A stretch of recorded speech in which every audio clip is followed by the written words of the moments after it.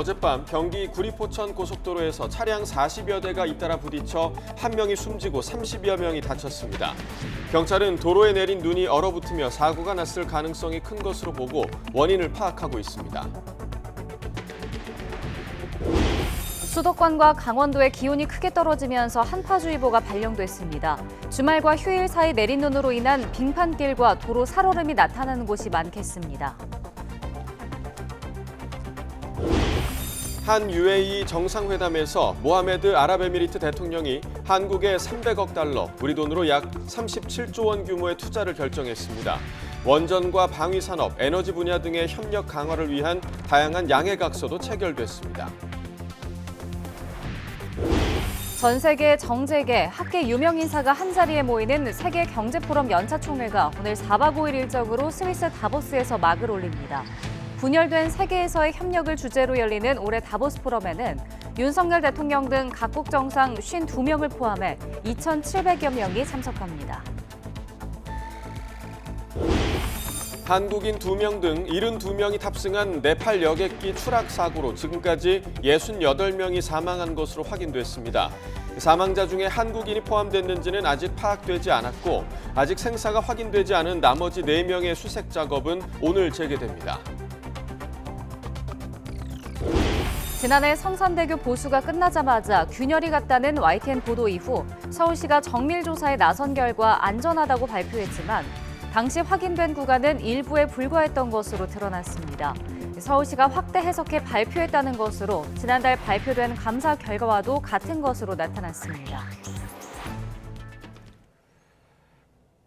시청자 여러분 안녕하십니까? 1월 16일 월요일 굿모닝 YTN 2부 시작합니다. 네, 어젯밤 경기 구리포천 고속도로에서 차량 40여 대가 잇따라 부딪히는 큰 사고가 났습니다. 이 사고로 한 명이 숨지고 30명이 넘게 크고 작은 상처를 입었습니다. 보도에 김태원 기자입니다.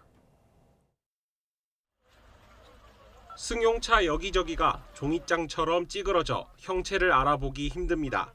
구급차와 레커차, 사고차까지 어지럽게 뒤엉켜 옴짝달싹을 못합니다. 끝없는 줄이 생기면서 고속도로인지 주차장인지 헷갈릴 정도입니다. 사고가 난 건 어젯밤 9시 10분쯤 경기 포천시 구리포천 고속도로 축성령 터널 출구 앞에서 차량 47대가 잇따라 부딪혔습니다. 대규모 추돌 사고가 난 현장입니다. 보시는 것처럼 도로 위에는 차량 범퍼 등 사고 차량의 부품들이 산산조각이 난 채 나뒹굴고 있습니다. 이 사고로 4명이 다리 등을 크게 다쳤는데 이 가운데 40대 여성 1명이 안타깝게 숨졌습니다. 또 28명이 크고 작은 상처를 입고 병원에서 치료를 받았습니다. 차량은 47대가 연속해서 미끄러져서 추돌된 연쇄 추돌 사고입니다. 경미한 사고자는 저희 버스 2대를 이용해서 기가 조치하였습니다. 구급 대응 1단계가 발령되면서 주변 소방서에서 구급차 수십 대와 대원 150여 명이 긴급 투입됐고 현장이 정리될 때까지 3시간 반이 걸렸습니다. 2시간 전쯤 근처 국도에서도 비슷한 사고가 났습니다. 이번 역시 터널 출구를 나오자마자 사고가 났는데 승용차와 버스, 화물차 등 모두 12대가 연쇄 추돌했습니다. 30대 남성 A씨 등 일가족 4명, 그리고 다른 운전자 1명이 허리와 목을 다쳤습니다. 앞에 사고들 때문에 버스도 못 쓰고 몇 대를 밀었어요. 또 경찰들도 미끄러지고 도로 자체가 전부 다 빙판이었어요. 경찰은 두 사고 모두 추위에 비와 눈이 얼어붙으며 사고가 났을 가능성이 큰 걸로 보고 정확한 사고 경위를 조사하고 있습니다. YTN 김태원입니다. 오늘 0시쯤 경북 상주시 청주 영덕고속도로 내서 3터널 앞에서 화물차 2대와 승용차 1대가 잇따라 추돌했습니다. 이 사고로 가장 앞서가던 6.5톤 화물차 운전사가 크게 다쳐 119 구조대가 급히 병원으로 옮겼지만 숨졌습니다. 또 사고의 여파로 차선 1개가 3시간 가까이 통제되기도 했습니다. 경찰은 운전자들의 진술 등을 토대로 정확한 사고 경위를 조사하고 있습니다. 오늘 새벽 2시 10분쯤 경부고속도로 서울 방향 서울 요금소 앞에서 관광버스와 화물차, 승용차 등이 잇따라 부딪히며 4중 추돌 사고가 났습니다. 이 사고로 관광버스 기사가 숨졌고 18톤 화물차 운전자가 크게 다쳐 병원으로 옮겨져 치료를 받고 있습니다. 사고 여파로 서울 방향 5개 차선 가운데 4개 차선 통행이 여전히 통제되고 있습니다. 휴일에 폭설이 쏟아진 강원 산간과 동해안 지역에서는 차량 고립을 비롯해서 사고가 속출했습니다. 고속도로 제설은 비교적 완화됐지만 정작 고속도로로 향하는 도심도로가 극심한 지정체 현상을 빚었습니다. 보도에 지환 기자입니다. 설악산이 눈과 안개에 파묻혔습니다. 해발 520m 진부령 정상. 쌓인 눈에 발이 푹푹 빠집니다. 미시령 인근 주차한 차량도 마찬가지. 이틀 세워두니 치우기 버겁습니다. 눈이 무거워서 더 힘든 것 같아요. 거센 눈보라가 몰아치며 제설은 속수무책. 휴일 강원도 찾은 관광객은 당황스럽습니다. 눈 이렇게 많이 보시니까 어때요, 강원도 오셔서? 좋긴 좋은데 네. 지금 정신이 없어요, 이것 때문에. 퍼붓는 눈을 피해 동해안을 빠져나가기도 쉽지 않았습니다. 고립에 대비해 나들목 인근이나 고속도로 주변은 비교적 제설이 원활했습니다. 하지만 국도 주변의 사정은 완전히 달랐습니다. 동해안을 남북으로 잇는 7번 국도 속초 방향. 차량이 꼬리에 꼬리를 물었습니다. 오후 내내 고속도로로 향하는 도로는 어느 곳이든 심하게 막혔습니다. 7번 국도 쪽이랑 서울 양양 고속도로 지금 한 20km씩 정체되고 있어요. 사고도 많아요? 거의 다 단독 사고죠. 거의 다 미끄러져가지고. 여기 분들은 차를 다 안 끌고 나오시고 외지인 분들이 거의 대부분이죠. 잠시만 세워놔도 마냥 헛도는 바퀴. 비상근무 경찰관 역시 종일 도로에서 차량을 밀고 끌었습니다. 촬영 때문에 멈춘 취재진 차량도 주변 도움으로 간신히 빠져나왔습니다. 고맙습니다. 사고도 이어졌습니다. 밤사이 고속도로에서는 7중 추돌 사고가 발생했고 낭떠러지로 추락한 차량도 있었습니다. 차량 10여 대 40명 넘게 눈길에 고립됐다가 긴급 제설이 이뤄진 뒤에야 간신히 빠져나왔습니다. 해마다 큰 눈이 내리는 강원 동해안 지역. 하지만 관광객 몰리는 휴일에 쏟아진 수십 센티미터 폭설에 사고는 속출했고 곳곳이 마비됐습니다. YTN 지환입니다. 추운 날씨에 꽁꽁 얼어붙은 도로에서 달리던 차가 미끄러지면 한순간에 대형 사고로 번질 수 있어 훨씬 위험합니다. 특히 아침 출근길에 이런 도로 결빙 사고가 가장 많이 일어나는 것으로 나타났습니다. 도로교통공단이 지난 2016년부터 2020년까지 5년간 일어난 교통사고를 전수조사했습니다. 도로 결빙으로 인한 교통사고는 모두 4,868건으로 1년에 무려 1,000건에 가까웠습니다. 또 새벽 6시부터 오전 10시까지 아침 시간대에 결빙 사고가 집중된 것으로 나타났는데요. 밤사이 기온이 내려가는 데다 차도 많이 다니지 않아서 도로 위에 살얼음이 더욱 쉽게 끼는 겁니다. 그런 만큼 출근이나 등굣길에 오르는 운전자들은 더욱 각별한 주의가 필요해 보입니다. 네, 또 도로 결빙으로 인한 미끄러짐 사고는 눈길 사고보다 위험성도 훨씬 컸는데요. 한국교통연구원이 지난 2015년부터 2019년까지 5년간 교통사고 사망자를 분석한 결과 블랙아이스 교통사고로 인한 사망자는 170명으로 눈길 교통사고 사망자 46명보다 훨씬 많았습니다. 주말까지 기승을 부리던 강원 지역의 눈발은 약해졌지만 찬 공기가 남하하면서 수도권과 경기 동부, 강원도에 한파주의보가 발령됐습니다. 월요일인 오늘 서울 아침 기온은 어제보다 6도가량 낮은 영하 4.7도로 떨어졌고 찬바람의 체감온도는 영하 10도 가까이 내려갔습니다. 또 인천 영하 5.8도, 파주 영하 7도, 강화 영하 6.8도, 대관령 영하 6.5도 등 어제보다 기온이 많게는 8도가량 뚝 떨어졌습니다. 한낮에도 서울이 영하 1도 등 중부지방은 영하권의 추위가 이어지고 남부지방도 광주 2도, 대구 4도 등 낮 기온이 5도를 밑돌며 공기가 차갑겠습니다. 기상청은 당분간 강추위가 이어지면 빙판길 미끄럼 사고가 우려되는 만큼 교통안전에 주의해달라고 당부했습니다. 윤석열 대통령의 아랍에미리트 UAE 국빈 방문 이틀째 한 UAE 정상회담이 이루어졌습니다. 이 정상회담에서 UAE는 한국에 대한 37조 원 규모의 투자를 결정하고 원전 에너지 협력 강화를 위한 양해각서를 체결했습니다. 아부다비에서 박서경 기자가 보도합니다. 윤석열 대통령이 UAE 모하메드 대통령과 정상회담을 하기 위해 아부다비 대통령궁을 찾았습니다. 한국과 UAE 간 특별 전략적 동반자 관계를 한 차원 더 높은 수준으로 도약시켜 나갈 중요한 출발점이 될 것이라고 저는 확신합니다. 1시간 반 동안 진행된 회담, UAE는 한국에 300억 달러, 우리 돈으로 37조 원 규모의 통큰 투자를 하겠다고 밝혔습니다. UAE와 개별 국가 사이 이뤄진 투자 약속 가운데 최대 금액입니다. 모하메드 대통령은 어떤 상황에서도 약속을 지키는 대한민국에 대한 신뢰로 투자를 결정했다고 말했습니다. سيدي من خلال العمل المشترك بيننا نجحنا في تطوير أحد أكثر مشاريع الطاقة النووية السلمية تقدما في العالم. 이러한 결정에 따라 UAE 국부펀드 등의 투자 금액이 한국의 원전과 방산, 수소, 태양광 에너지 분야 등에 고루 투입될 전망입니다. 두 정상이 자리한 가운데 체결된 양국 사이 양해각서 13건도 투자의 일부분을 차지합니다. 구체적으로는 원전 제3국 공동 진출, 아부다비 2위 국부펀드와 우리산업은행의 공동 협력, 석유 관련 한 UAE 국제 공동 비축 사업 등을 약속했습니다. 신속하고 차질 없이 이행하기 위하여 가칭 한 UAE 투자 협력 플랫폼을 구축해 적극 지원하겠습니다.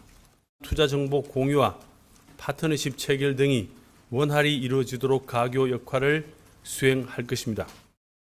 대통령실은 대규모 투자 유치가 경제 중심 정상 외교의 실질적 성과라고 자평했습니다. 다만 기간이 특정되지 않았고 양국 정상 구두 발언만이 담보인 만큼 좌초 없이 끝까지 이행되는 게 중요해 보입니다. 아부다비에서 YTN 박서경입니다. 윤석열 대통령은 또 UAE에 주둔하고 있는 우리 군 아크 부대를 방문해 격려했습니다. 윤 대통령은 아크 부대를 방문해 병사들에게 이곳에서의 활약은 대한민국 국방력을 전 세계에 보여주는 것이고 그만큼 적의 도발 의지를 꺾는 거라고 말했습니다.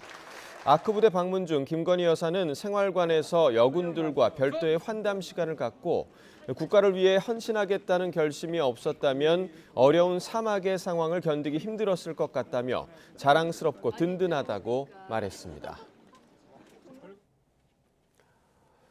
전 세계 정재계, 학계 유명 인사가 한자리에 모이는 세계경제포럼 연차 총회가 오늘 4박 5일의 일정으로 스위스 다보스에서 막을 올립니다. 3년 만에 1월 대면 행사로 열리는 올해 다보스 포럼에는 윤석열 대통령과 올라프 숄츠 독일 총리 등 정상 52명을 포함해 정재계, 학계 인사 2,700여 명이 참석합니다. 올해 53회째인 이번 다보스 포럼의 주제는 분열된 세계에서의 협력입니다. 한국인 2명 등 72명이 탑승한 네팔 여객기 추락 사고로 지금까지 68명이 사망한 것으로 확인됐습니다. 사망자 중 한국인이 포함됐는지 여부는 아직 파악되지 않고 있습니다. 김원배 기자가 보도합니다. AP통신과 로이터 통신에 따르면 네팔 민간 항공국은 여객기 추락 사고로 탑승객 72명 중 68명이 사망한 것으로 확인됐다고 밝혔습니다. 네팔 민간 항공국은 추락한 여객기 탑승객 중에는 유시성을 가진 2명의 한국 국적 남성이 있다고 홈페이지를 통해 밝혔습니다. 네팔 민간 항공국은 이들 한국인 2명의 영문 이름도 공개했습니다. 지금까지 사망이 확인된 68명 중에 이들 한국인이 포함됐는지 여부는 아직 파악되지 않고 있습니다. 외교부는 본부에 재외국민보호대책본부를 가동하고 네팔 주재 한국 대사관 직원을 급파했습니다. 현장에서 우리 국민의 생존 여부를 확인하고 필요한 영사 조력을 제공할 예정입니다. 포카라에 있는 영사협력원은 현장에 급파를 했고요. 그리고 대사관에서는 저희가 대책반을 지금 현재 가동 중에 있습니다. 그리고 본부와도 긴밀히 소통을 하면서 현재 그 상황 확인을 하고 있는데요.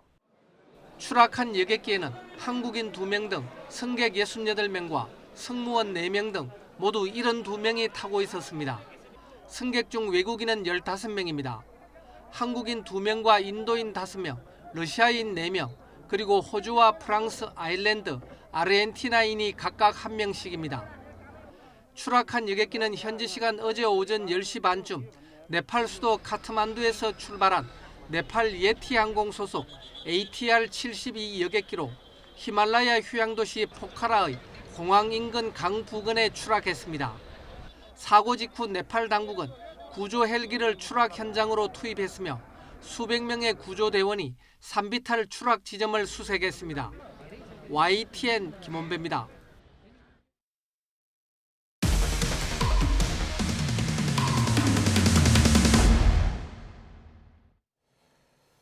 네, 지난해 YTN이 성산대교 보수가 끝나자마자 다리에 균열이 갔다는 사실을 보도하자 서울시는 합동조사단까지 꾸려 정밀조사에 나섰습니다. 그 결과 안전하다고 발표했는데요. YTN 취재진이 당시 조사단에 참여한 전문가를 접촉해보니 확인한 구간은 일부이기 때문에 충분한 정밀조사가 필요하다고 단서를 달았던 것으로 파악됐습니다. 이런데도 서울시가 확대 해석해 발표했다는 건데 이는 지난달 발표된 감사 결과와도 같습니다. 이준엽 기자의 단독 보도입니다. 지난 2017년부터 보강공사에 들어간 서울 성산대교. 오히려 공사를 마친 구간 바닥판 곳곳에서 균열이 발견된 사실이 지난해 3월 YTN 보도로 알려졌습니다. 서울시는 부랴부랴 합동조사단을 꾸려 석 달간 정밀점검에 나섰는데 당시 내린 결론은 안전하다였습니다. 균열이라고 하니까 우려하는 입장을 보였는데 저희가 판단한 것으로서는 거의 큰 문제가 없다. 그러나 서울시가 합동조사와는 별개로 추진한 감사 결과 보고서엔 안전성을 담보할 수 없다는 정반대 해석이 담겼습니다. 감사에서 확인된 성산대교 보수공사 실태는 그야말로 어처구니없는 수준입니다. 먼저 보수공사를 맡은 시공사는 측량도 해보지 않고 바닥판을 만들기 시작했고 이 때문에 최대 10cm까지 아귀가 맞지 않아 튀어나온 부분이 생긴 것으로 드러났습니다. 바닥판에 들어가는 철근도 측정한 14지점 가운데 9개 지점에서 설계도와 달리 성글거나 빽빽하게 배치됐습니다. 또 공사를 마치기 전부터 균열이 900개 넘게 발견돼 시공사 측이 몰래 임의 보수를 진행했고 7개월이 지나 이뤄진 조사에서도 균열은 여전히 510개 포착됐습니다. 보수가 제대로 안 됐거나 균열이 조금씩 늘어나고 있을 가능성 모두 배제할 수 없습니다. 설계부터 시공까지 엉망이었다는 게 감사를 통해 밝혀지면서 시공사와 감리사, 서울시에선 공사 발주부처와 감독부처가 모조리 징계를 받았고 형사고발과 영업정지 처분도 내려졌습니다. 지난해 합동조사단에 참여했던 전문가도 감사보고서 내용에 공감했습니다. 그러면서 안전하다는 조사 결과를 공개할 때도 임시작업대가 있었던 구간에만 적용할 수 있는 설명이라고 분명히 단서를 달았다고 강조했습니다. 정작 균열이 가장 많이 발생한 곳은 조사 대상에서 빠졌는데도 서울시가 성산대교 전체 구간에서 문제가 없다는 식으로 확대 해석해 발표한 건 아닌지 의심할 수 있는 대목입니다.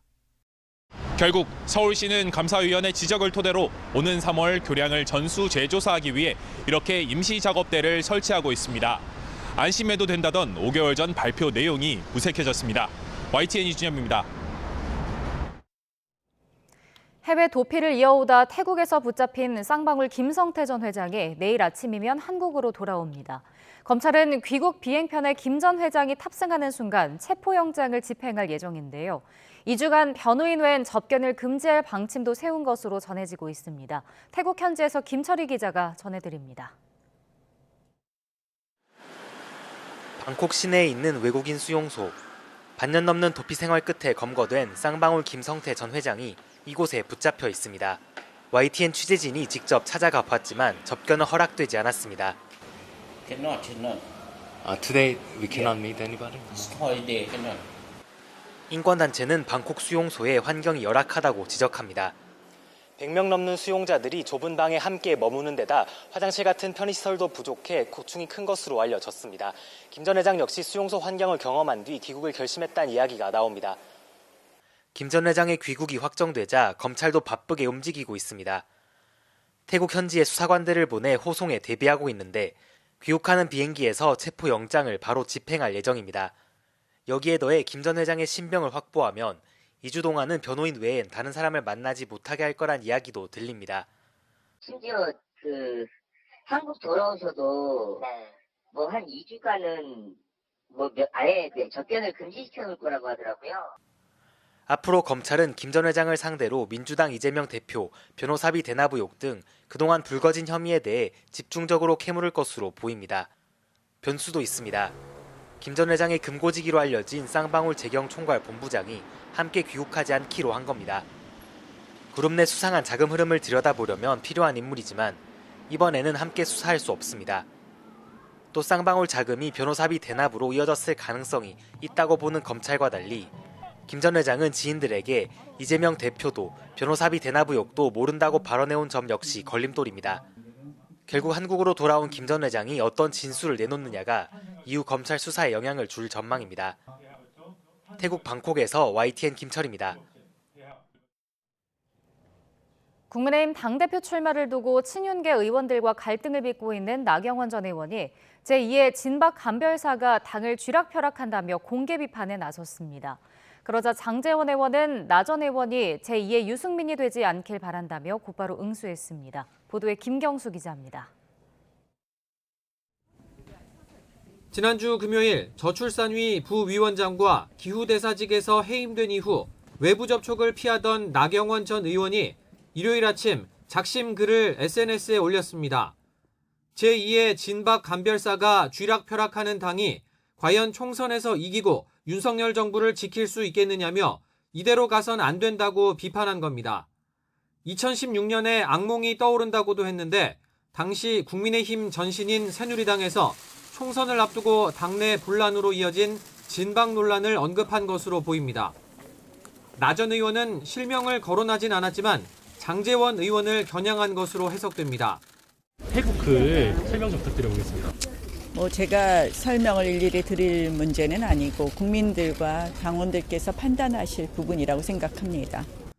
나 전 의원이 자기 정치를 한다며 반윤 우두머리, 정치 신파극 등 연일 강한 표현으로 비판해온 장제원 의원도 가만히 있진 않았습니다. 자신은 제2의 진박 간별사가 될 생각 없으니 나 전 의원은 제2의 유승민이 되지 말길 바란다고 곧바로 쏘아붙였습니다. 그러면서 대통령을 돕기보다 자기가 당대표 되어 스타가 되겠다는 정치인은 필요 없다고 공격했습니다. 당내에선 나 전 의원의 전당대회 출마를 기정사실로 보고 있지만 정작 당사자는 고민이 더 필요하다며 시간을 끌고 있습니다. YTN 김경수입니다.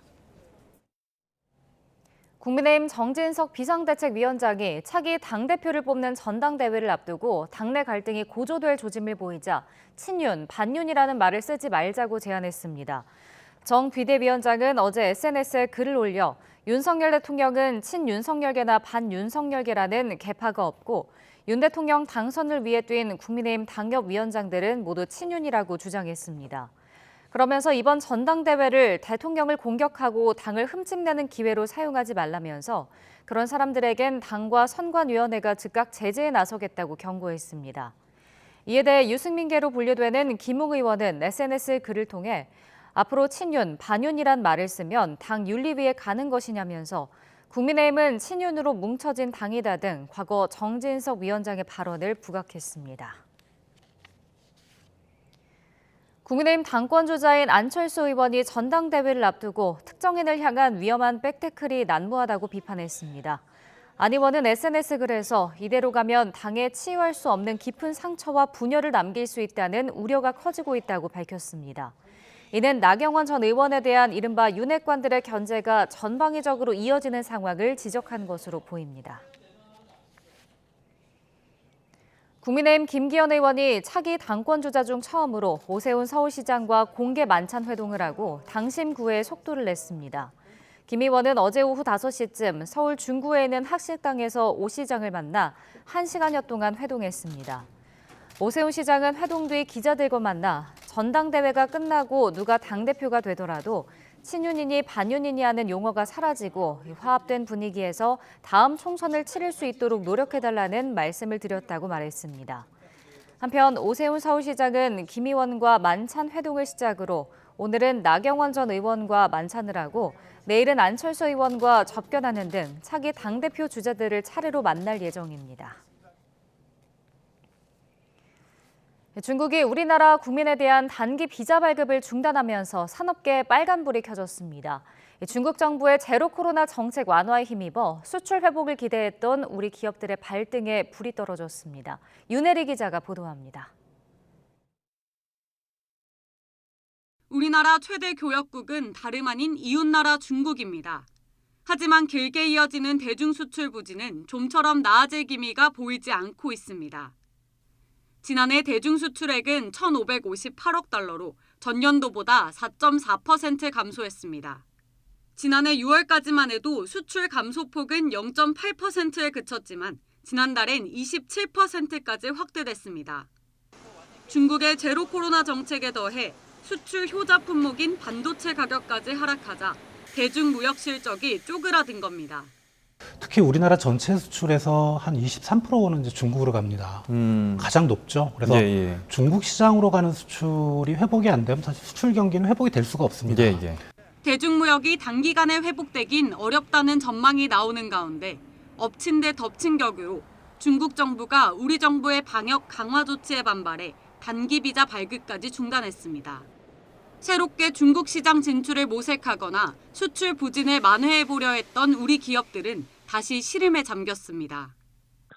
이번에 중국이 다시 예전처럼 돌아갈 수 있지 않느냐라는 사실 기대가 있었는데 사실은 그냥 사라진 부분이죠. 지난 3년 동안 사실은 저희가 자유롭게 왕래하지 못함으로 인해서 여러 가지 비즈니스에 대한 기회들이 사라졌고 당장 이번 달 10일까지 대중수출액은 지난해 같은 기간보다 20% 넘게 급감했습니다.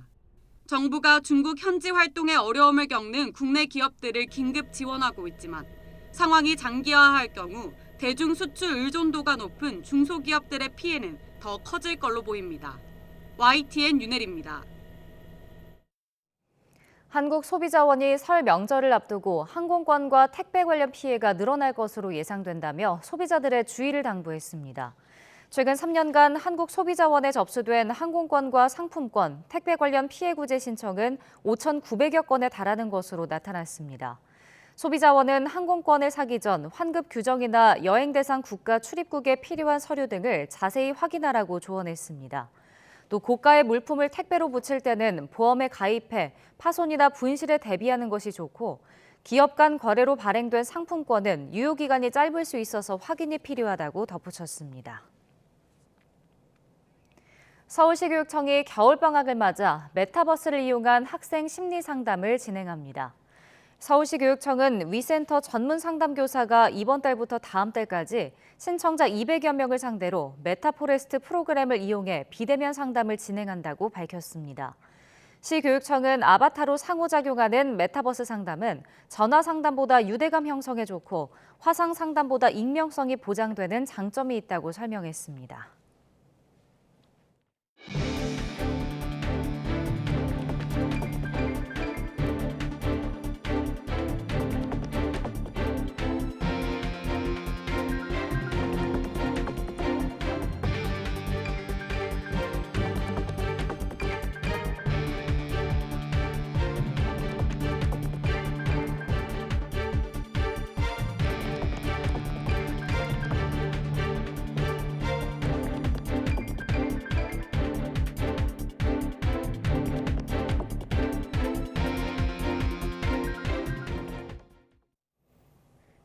네, 오늘 아침 다시 강추위가 찾아오며 수도권과 강원에는 다시 한파주의보가 내려졌습니다. 강원 지역의 눈은 잦아들고 있지만 추위 속에 내린 눈과 비가 얼어붙어 빙판길 사고가 우려됩니다. 자세한 날씨 알아보겠습니다. 홍나실 캐스터. 네, 상암동 야외 스튜디오에 나와 있습니다. 네, 오늘 다시 한파가 찾아왔는데 얼마나 추워진 건가요? 네, 계절의 시계가 제자리를 되찾았지만 지난주 날이 무척 포근했던 터라 오늘 아침 체감 추위가 무척 심합니다. 눈구름 뒤로 한기가 남하하면서 서울 등 수도권과 강원 지역에는 다시 한파주의보가 내려졌는데요. 현재 서울 기온은 영하 4.7도로 어제보다 6도가량 낮고 체감 온도는 영하 10도 가까이 내려갔습니다. 앞으로 기온은 더 떨어지겠고요. 낮에도 영하권 추위가 계속되겠습니다. 급격한 기온 변화에 면역력이 떨어지기 쉬운 만큼 체온 조절 잘 해주시기 바랍니다. 주말 동안 폭설이 쏟아졌던 강원 산간의 눈발은 많이 약해진 모습입니다. 오늘 오전까지 1cm 안팎의 눈이 조금 더 이어지겠는데요. 울릉도 독도에는 현재 대설주의보가 내려진 가운데 내일 오전까지 최고 7cm의 눈이 더 예상됩니다. 오늘 내륙 하늘은 점차 맑아지겠습니다. 다만 추위 속 내린 눈이 얼어붙어 빙판길 미끄럼 사고가 우려되니까요. 출근길에 교통 안전에 주의해 주시기 바랍니다. 현재 기온 살펴보겠습니다. 서울은 영하 4.7도, 파주 영하 7도, 대전은 영하 3.5도 등 어제보다 5도에서 많게는 8도가량 기온이 뚝 떨어져 있습니다. 한낮에도 서울은 영하 1도 등 중부지방은 영하권 추위가 이어지겠고요. 남부지방도 광주 2도, 대구는 4도 등 기온이 5도를 밑돌면서 공기가 종일 차갑겠습니다. 당분간 강추위가 이어지는 가운데 목요일에는 중서부 지방에, 금요일에는 제주도에 비나 눈이 내릴 전망입니다. 오늘 해상과 해안가를 중심으로는 바람도 무척 강하게 불겠습니다. 현재 대부분 해상에는 풍랑주의보가, 전남 해안과 제주 산간에는 강풍주의보가 발효 중입니다. 안전사고와 시설물 관리에도 주의해 주시기 바랍니다. 지금까지 YTN 홍나실입니다. 어젯밤 9시 10분쯤 경기 포천시 구리-포천 고속도로 축성령 터널 앞 포천 방향 도로에서 차량 40여 대가 잇따라 부딪히는 사고가 났습니다. 이 사고로 4명이 다리 등을 크게 다쳐 병원으로 옮겨졌는데 이 가운데 심정지 환자였던 40대 여성은 치료 도중 숨졌습니다. 또 28명이 부상을 입어 병원으로 옮겨져 치료를 받고 있습니다. 소방당국은 한때 구급 대응 1단계를 발령하고 차량 65대와 대원 157명을 동원해 사고 현장을 수습했습니다.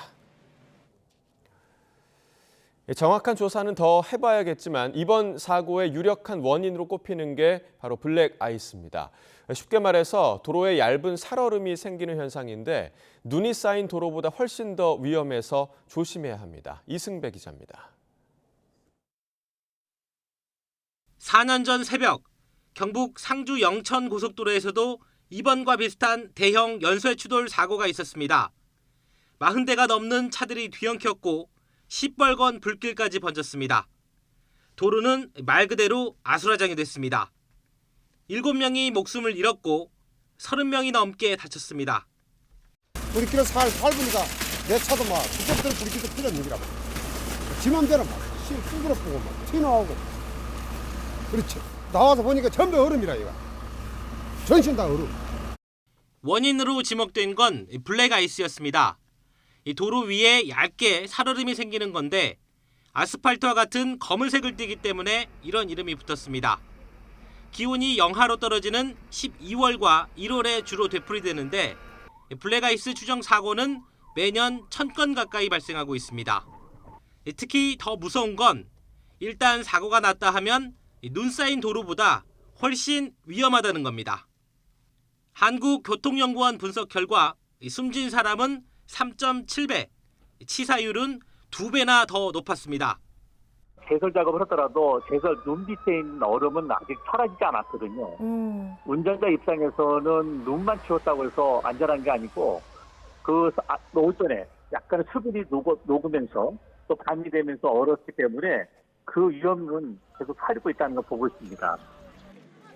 블랙아이스는 그늘진 곳에 잘 만들어지기 때문에 터널 입구나 다리, 산간도로 등을 지날 때는 속도를 줄이고 앞차와 거리를 충분히 확보해야 사고를 피할 수 있습니다.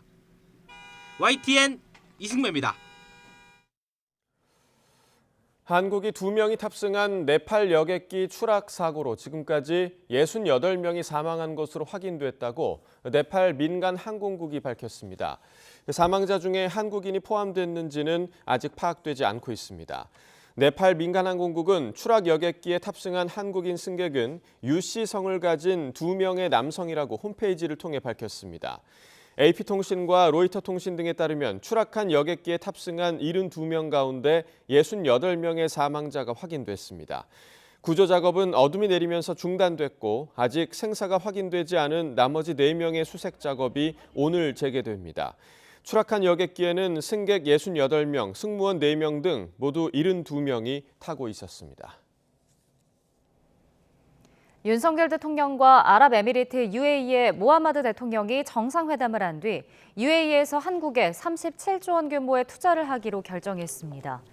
UAE를 국빈 방문하고 있는 윤 대통령은 우리 시각으로 어제 오후 4시 반부터 대통령궁에서 1시간 반 동안 모하메드 대통령과 정상회담을 했습니다. 이번 회담에서 UAE는 한국에 300억 달러, 우리 돈으로 37조 원가량 투자를 결정했는데 모하메드 대통령은 어떤 상황에서도 약속을 지키는 대한민국에 대한 신뢰로 이같이 결정했다고 말했습니다. 한 UAE 정상회담을 앞두고 열린 공식 환영식은 이 국빈 방문을 예우하는 에어쇼 등 성대하게 진행됐습니다. 회담을 마친 윤석열 대통령은 UAE 파병 부대인 아크 부대를 찾아 장병들을 격려했습니다. 아부다비에서 박소정 기자가 보도합니다. 정상회담을 위해 아부다비 대통령궁으로 향한 윤석열 대통령 부부. 말과 낙타를 타고 도열한 병사들의 호위에 이어 UAE 어린이들이 태극기를 흔들며 맞이합니다.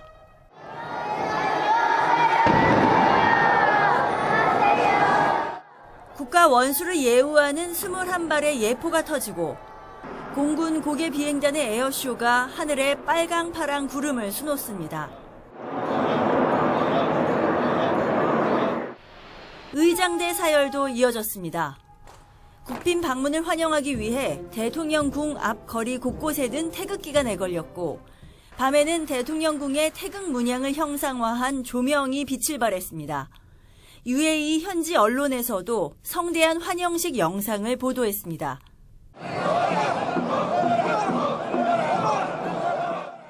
회담과 국빈 오찬을 마친 윤 대통령과 김 여사는 아크 부대를 찾아 장병들을 격려했습니다. 화기애애한 분위기 속에 농담을 주고받기도 하고. 혹시 사망 여우 맞나요? 많이 있습니다. 많이 있죠. 예. 그러니까. 별걸 다. 아니, 난 주로 동물을 좋아하니까. 형제 국가인 UAE의 안보는 우리의 안보이자 우리 국방력을 세계에 보여주는 것이라는 말을 강조하기도 했습니다. UAE의 적은 가장 위협적인 국가는 이란이고 우리의 적은 북한입니다. 대통령실은 아크는 아랍어로 형제라는 의미라면서 한국과 UAE 간의 군사 협력과 교류도 더욱 깊어지기를 기대한다고 밝혔습니다. 아부다비에서 YTN 박소정입니다. 전 세계 정재계 등의 유명 인사가 한자리에 모여 우크라이나와 러시아의 전쟁 등 지구촌 이슈를 논의하는 세계 경제 포럼 연차 총회가 오늘부터 4박 5일간의 일정에 들어갔습니다. 스위스 다보스에서 열려 다보스 포럼이라고 불리는데 이 포럼에 반대하는 시위도 열렸습니다. 보도에 김상우 기자입니다.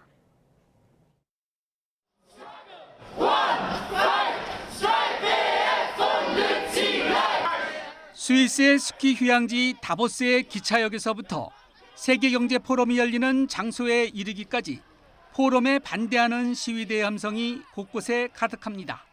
다보스에서 열려 다보스 포럼이라고도 불리는데 올해 주제는 분열된 세계에서의 협력입니다. 매년 1월 말 개최되어 오다 2021년엔 코로나19 대유행으로 행사가 취소됐고 지난해엔 5월에 열렸는데 이번에 3년 만에 원래대로 1월 대면 행사에 들어갔습니다. 시위대는 포럼 행사 자체가 위선에 극치라며 비판했습니다. Really want to reduce this level of wealth inequality in the world that's so corrosive to society. My message would be don't mess with our planet, don't mess with society because the backlash will be immense for them. 형체를 알아볼 수 없을 정도로 파괴된 건물들, 산더미처럼 쌓인 폭탄들, 다보스 한복판엔 우크라이나를 침공한 러시아의 전쟁 범죄를 규탄하는 각종 영상물도 전시됐습니다. We wanted to show the horrible war that is going on, what our people are striving, and we wanted to turn to the international community and ask for the help we need. 1971년 탄생한 다보스 포럼은 올해가 53번째로 우크라이나 전쟁을 비롯한 안보 문제와 함께 인플레이션을 비롯한 경제 위기와 기후변화, 인공지능 등 세계 각국이 공동 대응해야 할 이슈들을 비중 있게 다룰 전망입니다. 4박 5일간의 일정으로 열리는 이번 포럼에는 각국 정상 50여 명을 포함해 정재계 인사 2,700여 명이 참석할 것으로 보이는데 미국과 중국 등 주요국 정상들은 참석하지 않을 것으로 예상됩니다. YTN 김상호입니다. 미국이 한국 전쟁 당시 평양과 신의주 등 북한 핵심 지역 폭격 계획과 장면이 담긴 사진을 공개했습니다. 유엔사 소셜미디어에는 6.25 전쟁 때 평양 폭격을 보여주는 사진과 글이 올라왔습니다. 유엔사는 1951년 1월 9일 유엔군이 후퇴해서 반격으로 태세를 전환해 B-29 폭격기를 포함한 군용기 300대가 평양 등지를 맹타했다고 설명했습니다. 유엔사가 이런 사진을 공개한 것은 한미 동맹과 정전협정 체결 70주년을 맞아 북한의 핵과 미사일 위협에 대응해 미국의 확장 억제 공약을 실천한다는 의지를 우회적으로 과시한 것으로 풀이됩니다. 아프리카 베냉의 관광문화예술부 장관이 다오메이 아마존 동상을 북한이 제작했다는 의혹을 부인했다고 미국의 소리 방송이 보도했습니다. 방송은 그러나 이 동상을 북한 업체가 제작했다는 증거를 제시하자 장관이 인터뷰를 중단했다고 전했습니다. 앞서 베냉은 지난해 7월 코토누의 베냉의 전신인 다오메이 왕조의 여군 부대인 다오메이 아마존을 형상화한 동상을 설치했습니다. 30m 높이의 이 동상은 머리가 짧은 여성이 한 손에는 창을, 다른 손에는 단검을 쥔 모습인데 미국의 소리방송은 북한 청룡국제개발회사가 이 동상을 제작했다며 설계도 등을 공개했습니다. 서울 목동 신시가지 단지가 무더기로 안전진단 절차를 통과했습니다. 정부가 최근 안전진단 규제를 대폭 완화한 조치에 힘입은 건데 이 재건축이 본 궤도에 오를 것으로 보입니다. 이동우 기자가 취재했습니다. 14개 단지 2만 6천여 가구에 이르는 서울 양천구 목동 신시가지 아파트. 1985년에서 88년 사이에 입주해 재건축 연한인 30년이 훌쩍 넘었지만 정부의 안전진단 규제로 번번이 좌절을 겪었습니다. 하지만 정부가 최근 안전진단 규제를 대폭 완화하면서 조건부 재건축 판정을 받았던 목동 3단지 등 7개 단지가 안전진단 절차를 최종 통과했습니다. 1단지 등 5개 단지는 조건부 재건축 결과를 받았습니다. 조건부 재건축 판정을 받았더라도 공공기관 적정성 검토는 지자체 요청이 있을 때만 하기 때문에 이 단지들 또한 안전진단의 문턱을 넘을 가능성이 높습니다. 이로써 재건축 사업에 속도가 붙을 전망입니다. 앞서 서울시는 최고 35층으로 재건축을 해 현재의 2배인 5만 3천여 가구로 늘린다는 계획을 발표했습니다. 그렇지만 여전히 토지 거래 허가 구역으로 묶여 이른바 갭 투자는 불가하고 실수요자만 접근할 수 있다 보니 매수세가 금방 달라붙지는 않고 있습니다. 장본과 동시에 무조건 2년 거주를 해야 되는데 그렇게를 못하니까 갭 투자가 안 되잖아요. 갭 투자가. 토지 거래가 풀려면 좀 반응이 있을 것 같아요. 제 생각은. 완화된 안전진단 기준을 적용받는 아파트는 서울에서만 389개 단지 30만여 가구에 달합니다. 특히 노후 아파트가 몰려있는 상계동과 창동 등에서 안전진단을 통과하거나 절차를 대거 진행하고 있습니다. 정비사업 활성화를 통해 도심 내 주택 공급을 늘리려면 재건축 사업의 최종 걸림돌인 초과이익 환수제와 분양가 상한제 등 추가적인 규제 완화 조치가 필요해 보입니다. 전문가들은 단지별로 여건이 다른 데다 가구당 최고 수억 원까지 이르는 초과이익 환수 부담으로 재건축 추진 단지가 급격히 늘진 않을 수 있다고 전망합니다. YTN 이동우입니다. 우리나라 인구가 3년 연속 감소한 것으로 나타났습니다. 혼자 사는 세대수는 급증해서 1인 가구 1,000만 세대를 돌파를 앞두고 있고 여성 고령 인구 비중은 처음으로 20%를 넘었습니다. 행안부가 발표한 2022년 우리나라 주민등록 인구 통계 내용을 자세히 살펴보겠습니다. 지난해 12월 31일 기준으로 우리나라 주민등록 인구는 5,144만 명입니다. 1년 전보다 20만 명이 줄었습니다. 2019년 5,185만 명을 찍은 이후 3년 연속으로 감소세입니다. 주민등록 인구 감소세는 지속되고 있지만 1인 세대 수 꾸준히 증가하고 있습니다. 2021년보다 26만 세대 늘어 972만 세대를 기록했습니다. 또 우리나라 여성 중 65세 이상 고령자는 20.1%로 처음으로 20%를 돌파했습니다. 65세 이상 남성은 15.9%로 나타났습니다. 여성과 남성을 모두 합쳐서 65세 이상 고령 인구는 927만 명으로 전체 인구의 18%를 넘었습니다. 여성뿐 아니라 우리나라 전체가 초고령 사회 진입을 눈앞에 두고 있습니다. 꿈의 소재로 불리는 티타늄은 항공우주산업과 의료기기 등 다양한 분야에 쓰이는 핵심 광물이지만 전량 수입에 의존하고 있습니다. 그런데 강원도 태백 일대에서 대규모 티타늄 광맥이 확인돼 광산 개발로 이어질지 관심이 쏠리고 있습니다. 송세혁 기자가 취재했습니다. 강원도 태백과 삼척, 경북 봉화에 걸쳐 있는 면산입니다. 한국지질자원연구원이 3년 동안 이 일대를 탐사한 결과 대규모 티타늄 광맥이 발견됐습니다. 예상 자원량은 8,500만 톤이 넘는 것으로 추정됩니다. 한국지질자원연구원은 광산개발 전문기업과 함께 정확한 티타늄 매장량을 확인하기 위해 지난해에 이어 올해도 10곳에서 시추 작업을 벌일 계획입니다. 앞으로 3, 4년 동안 시추 작업을 벌이면 광산 개발 사업성이 있는지 판단할 수 있을 것으로 보입니다.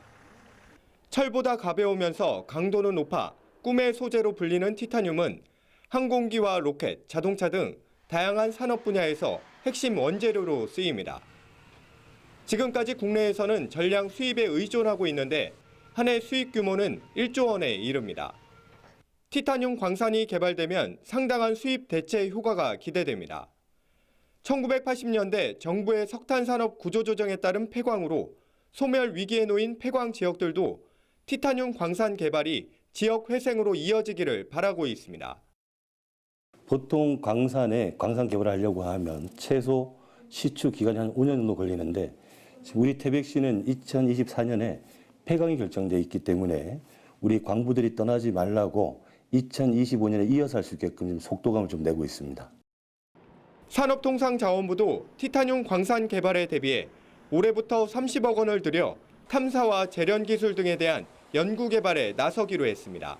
YTN 송세혁입니다. 미국 바이든 대통령 자택에서 세 번째 기밀 문서가 발견되면서 조만간 재선 출마 선언에 나서려던 계획에도 차질이 생길 수 있다는 전망이 나오고 있습니다. 하원 주도권을 장악한 공화당은 법무부가 임명한 특검도 못 믿겠다며 의회 차원의 조사를 압박하고 있습니다. 워싱턴에서 권준기 특파원입니다. 마틴 루터 킹의 날을 앞두고 현직 대통령으로는 처음으로 킹 목사가 몸담았던 교회에서 연설한 바이든 대통령. 재선 출마 선언을 앞두고 흑인 표심을 다잡기 위해 미리 잡아놨던 일정입니다. It's a constant struggle between hope and fear, kindness and cruelty, justice and injustice, against those who traffic in racism, extremism and insurrection. 하지만 바이든 대통령의 재선 가도는 시작도 전에 먹구름이 끼고 있습니다.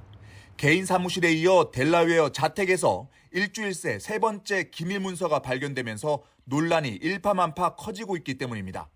지난주 법무장관이 한국계인 특검을 임명하며 서둘러 수사에 착수했지만 공화당은 로버트 허 특검이 과거 트럼프 전 대통령 러시아 게이트 수사 때 민주당 편을 들었다며 공정성에 의문을 제기하고 나섰습니다. 이 때문에 케빈 메카시 하원 의장은 특검과 별도로 의회 차원의 조사 필요성을 강조했습니다. Constitutional obligation to oversee all aspects of the Justice Department, and that includes special counsels as well. And so we will have a role in overseeing what's transpiring here. 미 하원 감독위원장인 공화당 제임스 코머 의원도 CNN 인터뷰에서 조만간 국가기록원과 법무부에서 답을 듣길 원한다며 의회 차원의 조사를 예고했습니다. 민주당 의원들은 적어도 트럼프처럼 기밀 문건을 은폐하거나 조사를 방해하지는 않았다며 바이든 엄호에 나섰습니다. 하지만 공화당은 중간선거 직전에 발견한 기밀 문서를 최근에서야 알린 점, 또 과거 바이든이 트럼프의 기밀 유출을 강도 높게 비난한 점 등을 집요하게 파고들고 있습니다. 로이터 통신은 바이든 대통령이 재선 출마 전부터 눈에 시퍼런 멍이 들 정도로 정치적 타격을 입었다고 보도했고, 오바마의 고문이었던 엑설로드는 트럼프에게 큰 선물을 안겼다고 말했습니다. 워싱턴에서 YTN 권윤기입니다. 월요일 출근길 다시 강추위가 찾아왔습니다. 오늘부터는 옷차림 따뜻하게 하셔야겠는데요. 현재 서울 기온은 영하 5도로 어제보다 6도가량 낮고 체감 온도는 영하 10도 가까이 내려갔습니다. 이에 따라서 서울도 수도권과 강원 지역에는 다시 한파주의보도 내려졌습니다. 현재 파주는 영하 7.5도, 대전 영하 3.7도로 어제보다 5도에서 8도가량 낮습니다. 낮에도 서울은 영하 1도를 보이면서 종일 영하권 추위가 이어지겠고요. 남부지방도 광주 2도, 대구는 4도 등으로 5도를 밑돌면서 공기가 차갑겠습니다.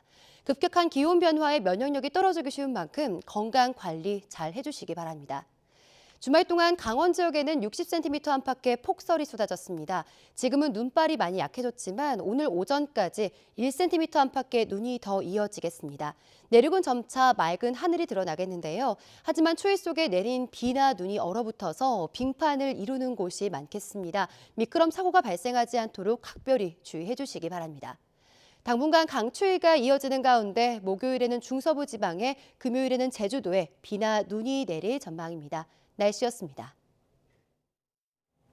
네, 굿모닝 YTN 2부 마칩니다. 잠시 후 6시 50분 3부에서 뵙겠습니다.